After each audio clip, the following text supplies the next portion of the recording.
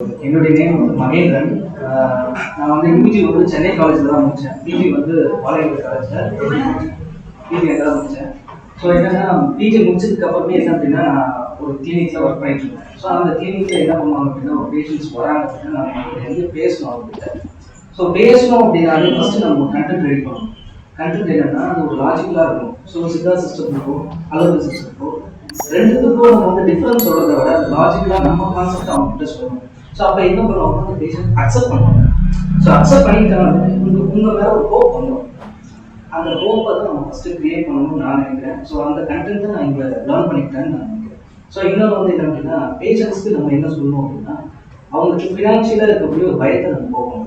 ஏன்னா நிறைய இடத்துக்கு போகிறாங்க அப்படின்னா அவங்க வந்து ஒரு 10 lakhs சொல்லியிருப்பாங்க, இல்லை ஒரு அமௌண்ட்டு நம்ம சிஸ்டத்தை பார்க்கும்போது அங்கெல்லாம் ரொம்ப கூடுதல் தான்.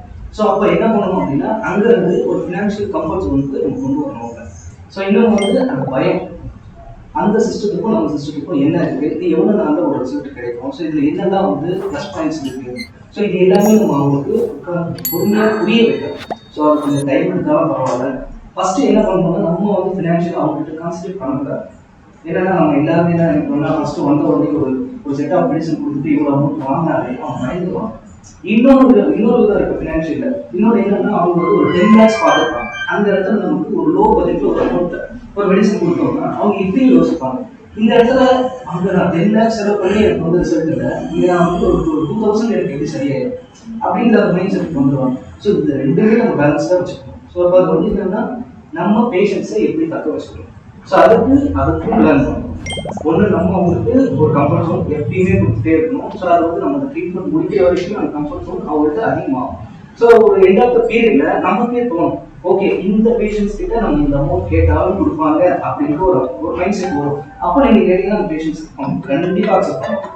ஸோ முதல்ல பேஷண்ட்ஸ் பொறுத்த வரைக்கும் கம்ஃபர்ட் ஜோன் வந்து ஃபினான்ஷியலில் நீங்கள் கான்சன்ட்ரேட் பண்ணலாம். இன்னொன்று இந்த சிஎம்ஐ பொறுத்த வரைக்கும் ஷார்ப்பும் நடக்கும் நான் நினைக்கிறேன். ஏன் அப்படின்னா எனக்கு நிறைய விஷயங்கள் இங்கே வந்து தான் லேர்ன் பண்ணுவேன். இன்னொன்று வந்து இன்ஃபர்டிலிட்டி பற்றி ஒன்றுமே தெரியாது.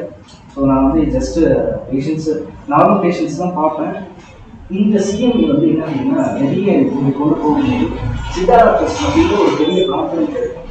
ஸோ நிறைய பேசுறதுக்கான அந்த ஒரு கான்ஃபிடென்ட் கிடைச்சிட்டாலே நம்மளை தேடி நிறைய பேஷண்ட்ஸ் வர ஆரம்பிக்கும். ஸோ இதுதான் இந்த சிஎம்ஐயில் ஷார்ப்பாக நான் இருக்குது இதுதான்.